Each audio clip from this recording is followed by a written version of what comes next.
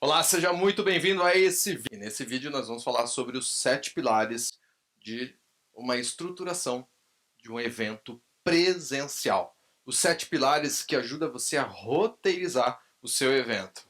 Então, vem comigo.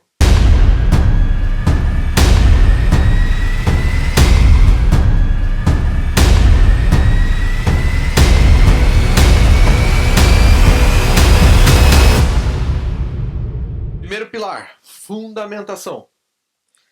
Importante você saber que esses pilares, na verdade, não é essa ordem que eu vou colocar aqui para você, tá certo? Não é exatamente essa ordem. Muitas vezes a fundamentação ela aparece algumas vezes dentro do seu evento. Maravilha? Então vamos lá. Marcelo, o que é a fundamentação? A fundamentação é a forma de você trazer o conteúdo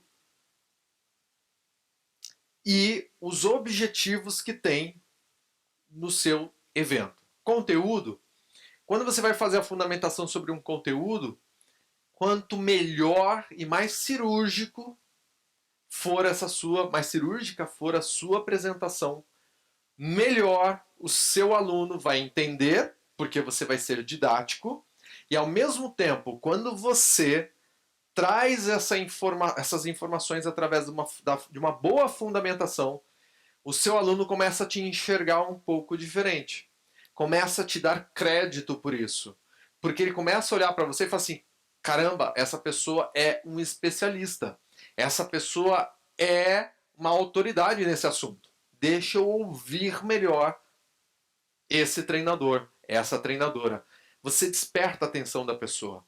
A fundamentação é você explicar, por exemplo, cada conteúdo diferente que você tem no seu evento, ou explicar como tudo vai acontecer dentro do seu evento, quais são os objetivos que você está trazendo no final do seu evento. Isso é fundamental, uma dinâmica que vai acontecer. Isso é fundamentação. Eu vou dar um exemplo para você. Se você pegar e você vai falar sobre neurociência, é muito importante você trazer esse assunto muito bem sedimentado, com uma base para as pessoas poderem entender bem. Veja só, a fundamentação, fundamentar por si só, não significa muita coisa. Por quê, Marcelo? Porque eu já vi muita fundamentação meia boca, muita fundamentação superficial e rasa, e você não deve ser assim. É importante que você se preocupe, e quando a gente fala de preocupação é se importar, que você se importe com as pessoas que estão ali no seu evento. Se você se importa, você vai estudar, você vai preparar a aula, você vai montar os slides para ilustrar, para exemplificar, e você vai fazer uma excelente aula de fundamentação. Ok? É importantíssimo. E para você ser um excelente fundamentador, vamos dizer assim, o arquétipo que você tem que vestir, que você tem que usar, é o arquétipo do mentor, que é aquele que entende sobre alguma coisa muito bem e você vai começar a mentorar as pessoas com aquele conhecimento.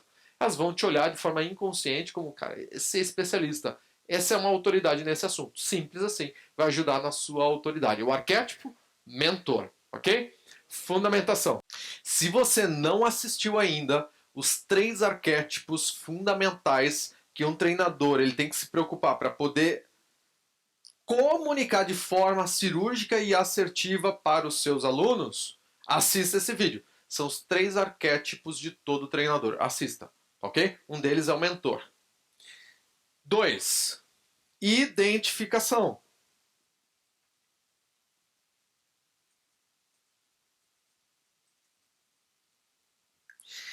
Esse pilar, ele serve para você tanto ir no processo de identificação positiva quanto no processo de identificação negativa. A identificação, ela é fundamental, sabe por quê? Porque muitos alunos, muitas pessoas, quando chegam no evento, elas não têm consciência de muita coisa. E o mais incrível, ela não tem consciência dela mesma. Ela não se conhece. Aliás, falar de autoconhecimento profundo e não superficial Somente 2% da população mundial tem o autoconhecimento profundo. Pesquisa, se você procurar na internet, você vai encontrar sobre esse assunto. E 98%, os outros 98%, das pessoas acreditam que se conhecem muito bem, profundamente, mas não, elas se conhecem, porém, de uma forma mais rasa. E a identificação, muita gente, por exemplo, chega sem saber. Tem gente que chega sem sonhos. Ela não tem sonho nenhum, não sabe do que quer na vida. Simples assim. E esse processo de identificação, você vai ajudar as pessoas a identificarem quais são os seus objetivos de vida, quais são os seus sonhos, muitas vezes, qual é a sua missão. E olha só, missão, nós temos vários tipos de missões. Tem a missão dentro de casa, tem a sua missão na sua religião, tem a sua missão como profissional, tem a sua missão como pai, como mãe, como filho, como filha. Você tem a sua missão de alguma forma inserida dentro da sua família, a sua missão na sua comunidade. Nós temos várias missões e tem uma missão, que é uma missão acima de todas essas, que nós chamamos de missão como ser humano, que é o que a gente chama também de ter um propósito maior. A gente também pode trazer para a pessoa essa identificação, essa clareza de quais são as suas missões, seu propósito, sonhos, objetivos, o que ela tem que fazer, quais são as tarefas. Tem gente que não tem a mínima ideia do como fazer, quais são os passos e que direção seguir. Num treinamento desse desenvolvimento humano, nós ajudamos as pessoas a terem essa clareza de qual é o caminho para ela poder começar na sua jornada. Ela não sabe qual é a jornada. Ela vê vários caminhos, ou às vezes ela não vê caminho nenhum. E mais, a gente também, por exemplo, ajuda em termos de identificação, identificar se a pessoa, se ela tem certas missões, tem um propósito maior, e se chega a ser esse propósito, inclusive um legado do tipo, ela não somente vai cumprir um propósito na face dessa terra, ela pode, inclusive, deixar um legado. Certo? Deixar um legado. Talvez um legado, algo novo, diferente, por 2, 3 dezenas de gerações. Quem sabe? É disso que eu estou falando. Identificação positiva. E identificação negativa, Marcelo? Muitas vezes as pessoas não sabem o porquê elas fazem o que fazem. Por que eu me comporto desse jeito? Por que eu acredito que não tenho certas habilidades? Por que eu acredito que não sou capaz disso?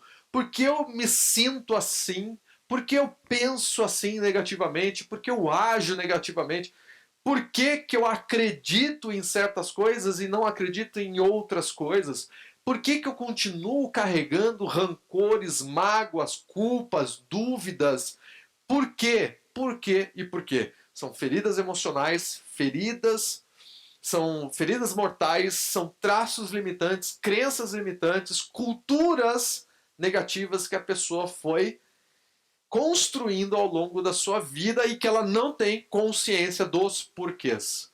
No processo de identificação negativa, a gente vai ajudar a pessoa a identificar tudo isso, exatamente tudo isso na vida dela. Esse é o pilar identificação, ok? 3. Nós temos um pilar também chamado empoderamento.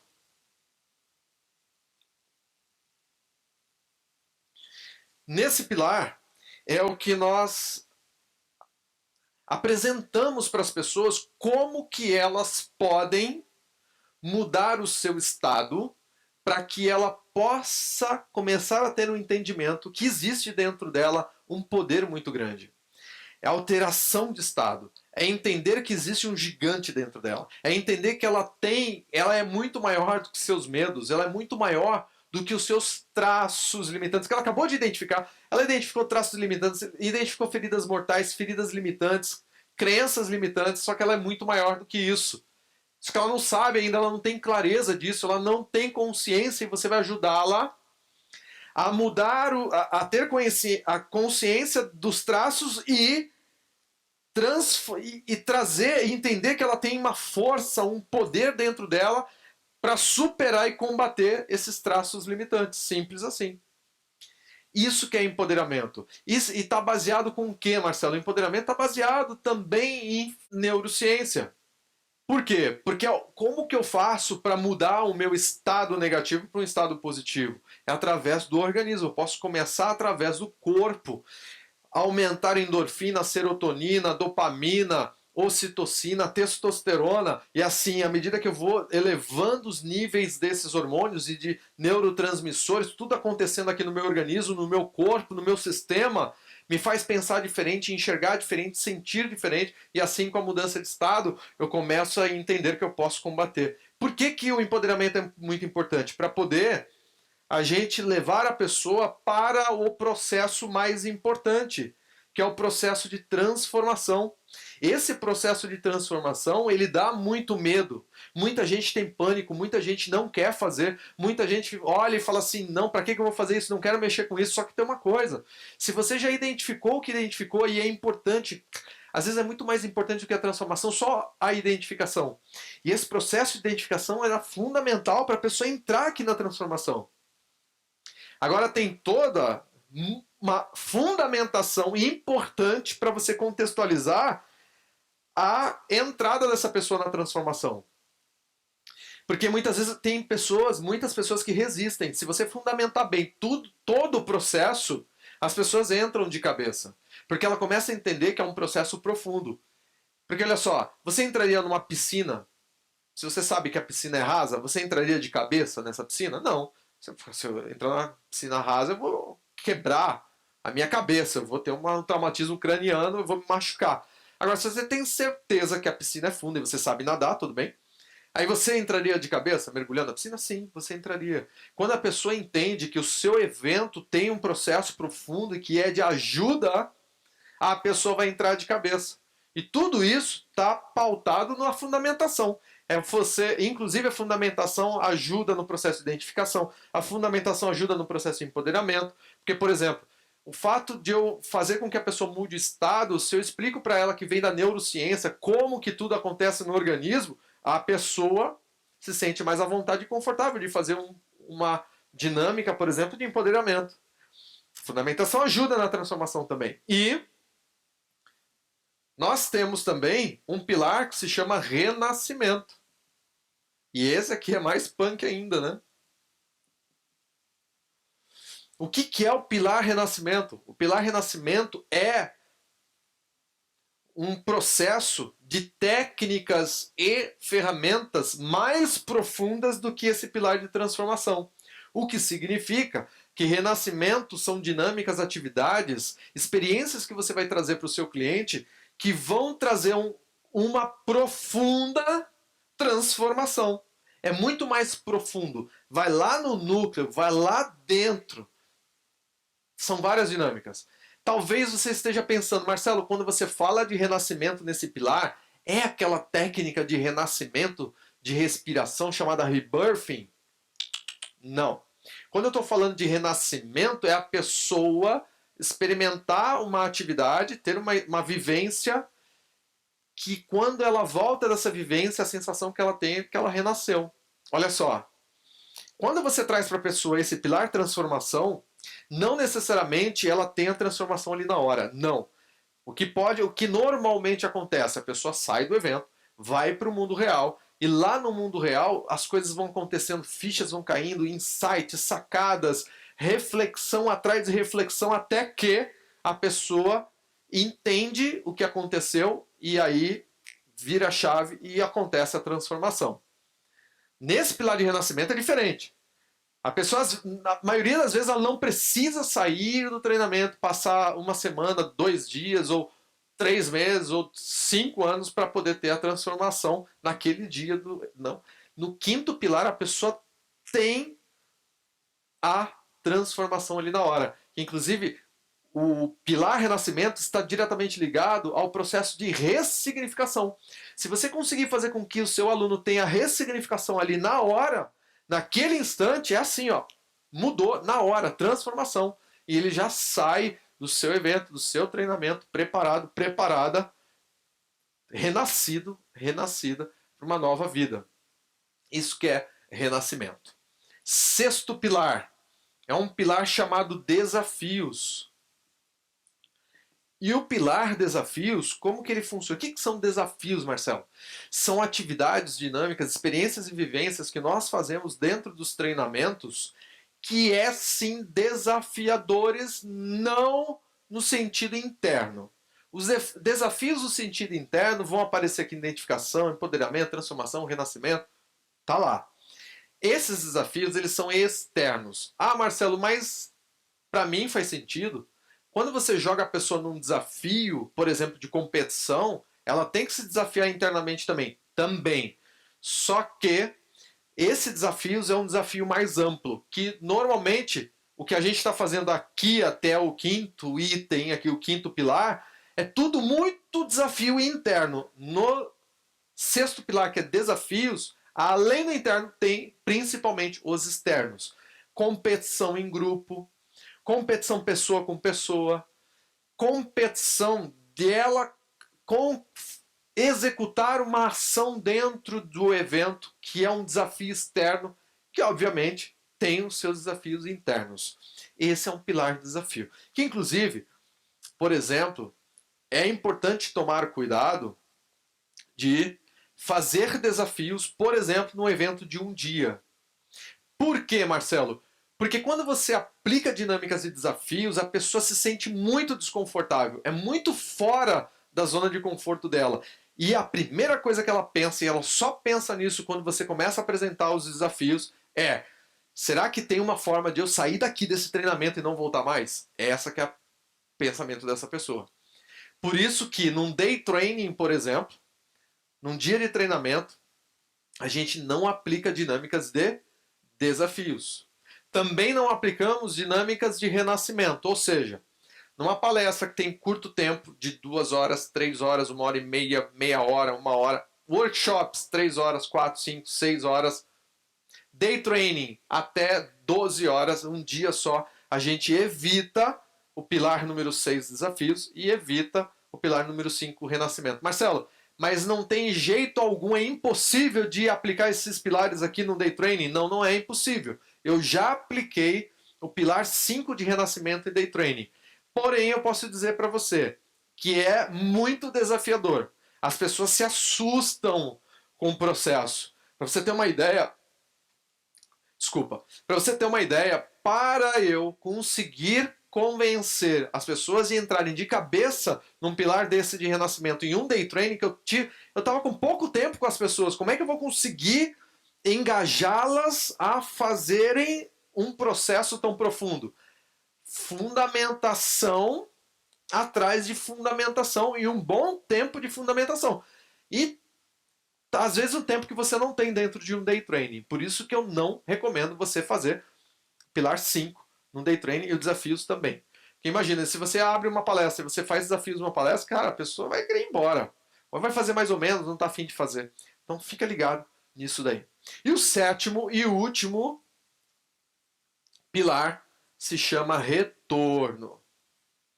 E esse pilar ele é muito importante. Por quê? Porque esse pilar retorno, ele significa duas coisas. O pilar retorno, ele acontece lá mais no final do seu treinamento. Você não deve ter assistido ainda, eu recomendo que você assista. Aliás, é importante assistir esse vídeo aqui para assistir esse próximo que eu vou recomendar para você. Se saindo desse vídeo, assista os 3 atos de um treinamento. Esses 7 pilares aqui ajudam na estruturação e roteirização, e os 3 atos de um treinamento também ajudam no processo de roteirização do seu treinamento. Existe o ato 1, o ato 2 e o ato 3. No ato 3 que nós vamos apresentar, que a gente vai colocar esse pilar do retorno. E esse pilar do retorno, ele tem uma divisão. O que é o retorno? Primeiro significado, definição desse retorno aqui. É o retorno da pessoa à vida real. Então, o retorno da pessoa aonde? À vida real. Está terminando o seu evento, está terminando o seu treinamento, o seu seminário. E aqui você vai fazer uma preparação, você vai ajudar a pessoa a criar um mapa, a criar um direcionamento para a sua jornada quando ela sair do seu evento. É importante que você ajude essa pessoa a agora continuar no processo de imersão o qual ela passou nesse evento seu. passou por uma imersão, que ela continue no processo de imersão, dando foco no que é importante para ela. Por isso que você ajuda a pessoa a voltar para a vida real com um processo passo a passo, para ela dar os passos para alcançar os seus objetivos. E a segunda definição, o segundo significado de retorno é o seguinte. Então veja só. Você ajudou a pessoa a voltar para o mundo real, para a vida real, porque aqui dentro do treinamento, do seminário, é muito interessante que é assim, ó. Eu não falei que tem os 3 atos? No primeiro ato a pessoa tá vida real, vida real, vida real. O primeiro ato ajuda a pessoa a entrar, mergulhar no laboratório, que é o seu treinamento, o seu seminário. Aí ela passa o segundo ato inteirinho dentro do laboratório. Quando acontece a transição, aí aqui no final do segundo ato tem um ápice, tem um pico do seu evento, e ela vai entrar no terceiro ato. O terceiro ato é ajudar a pessoa a sair do laboratório e voltar para o mundo real. É assim que acontece nos filmes, né? O herói está lá na vida comum dele, no primeiro ato. Aí entra no core do filme, na parte principal do filme, acontecem 1000 coisas lá, acontecem várias situações. E aí quando ele chega no terceiro ato do filme, ele está voltando para a vida normal dele novamente. E é assim que vai acontecer dentro do seu evento, do seu treinamento. Você vai ajudar a pessoa a voltar para a vida real dela lá no terceiro ato. E também, que é o retorno, você vai fazer o retorno lá no terceiro ato do seu evento. E também você vai ajudar a pessoa a ter o entendimento do quão importante é ela continuar no processo de evolução, na melhoria contínua da sua vida pessoal, da sua vida profissional, dos setores da sua vida, com a sua família, no sistema. E para isso, o retorno aqui está incluso você ofertar o que, Marcelo? Ofertar o próximo nível, que é o próximo treinamento, próximo seminário, próximo evento que você vai apresentar para as pessoas, inclusive no formato de pitches de vendas, que é vender. É vender, oferecer para a pessoa, mostrar para a pessoa que você está trazendo uma oportunidade de ela continuar no processo de evolução, na melhoria contínua.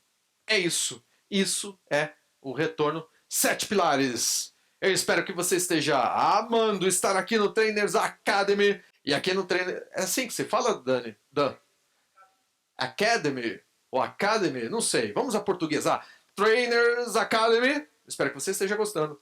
E a gente se vê no próximo vídeo para continuar nesse processo de você ter um conhecimento cada vez mais detalhado para você fazer os seus eventos como treinador, como treinadora, com tudo que você faz de forma cirúrgica para ajudar as pessoas a encontrarem suas melhores versões. Consequentemente, pessoas com melhores versões fazem desse mundo um mundo melhor de viver. E você faz parte desse exército do bem. Muito obrigado, forte abraço e até o próximo vídeo.